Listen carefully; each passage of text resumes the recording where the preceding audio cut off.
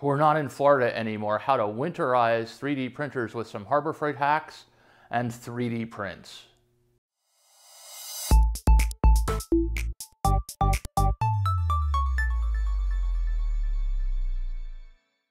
Well, welcome to Oregon. It is 28 degrees outside. It's definitely not Florida weather.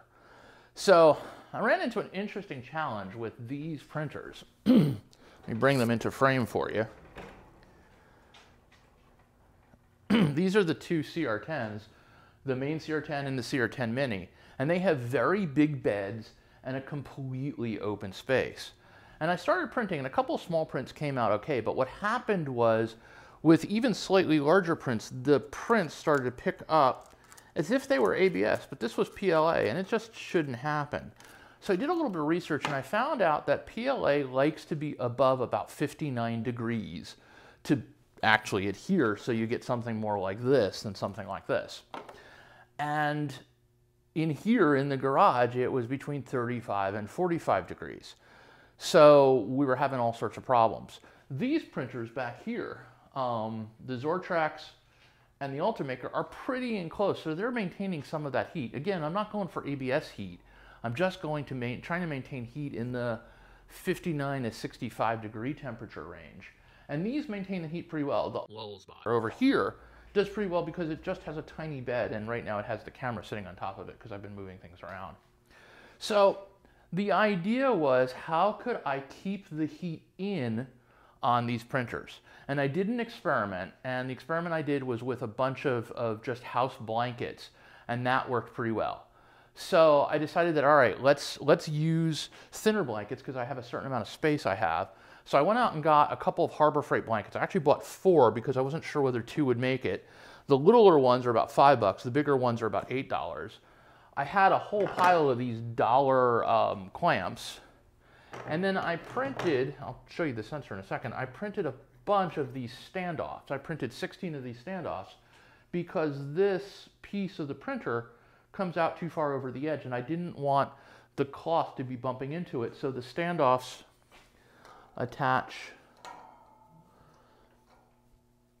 like that, and we'll keep the cloth over the edge. And then finally, I got a little sensor. I got 2 of them. One of them is hanging over there. You may or may not be able to see it on frame. And I got this, and I'll have links to these, of course.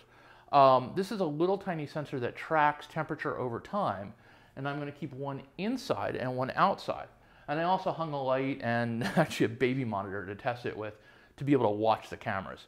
So what we're going to do today is we're going to put the blankets around this thing to build our warm enclosure.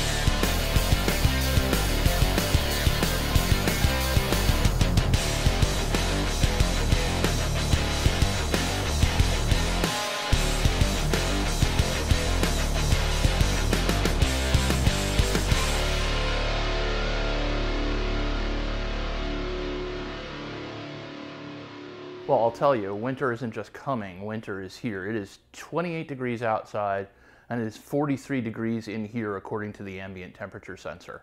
The print has been running overnight. It's been about 20 hours printing on the CR-10 Mini.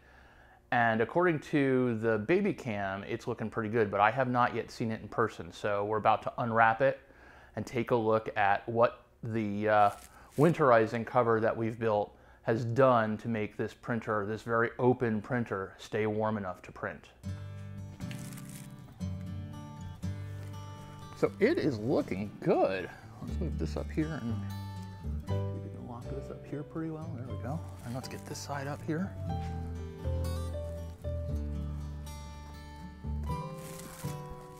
Well, it is looking great. I mean, that is gorgeous. That is a really nice print. Well, I want to say that I am quite pleased with how this rig turned out. It is a bit hacky, but it's also inexpensive. It's under 50 bucks with all the gadgets from Harbor Freight, plus the flashlight and other things that I use to sort of keep an eye on things. The two CR-10s worked out fabulously, even though they both have large open build plates, which would suffer from substantial heat loss in a very cold environment. By keeping them inside here, we were able to keep it above 60 to 70 degrees, and that meant that the result of this print is awesome. It's really awesome. So a special shout out to the folks at Gewirtz for providing both the CR-10 and the CR-10 Mini, without which this experiment could not have been done. And also I want to mention that you do want to keep an eye on how you put these things together to make sure that you have appropriate fire safety gear and fire extinguisher and things like that. The various prints that are used to support both the printers and the standoffs will be on Thingiverse, so you can take a look at the article or the show notes and go ahead and download those if you want to use them. And the metal cart is just a metal cart. This one was probably bought from Lowe's, but it could have been Home Depot or mail order. I really don't know. It's been around for a long time. And there you go. Two CR-10s able to print in a winterized environment where winter has definitely come. It is, again, 28 degrees outside, and the prints are gorgeous. For ZDNet's DIY IT Discovery Series in 3D printing, my name is David Gewirtz. Have yourself a very nice day and stay warm this winter.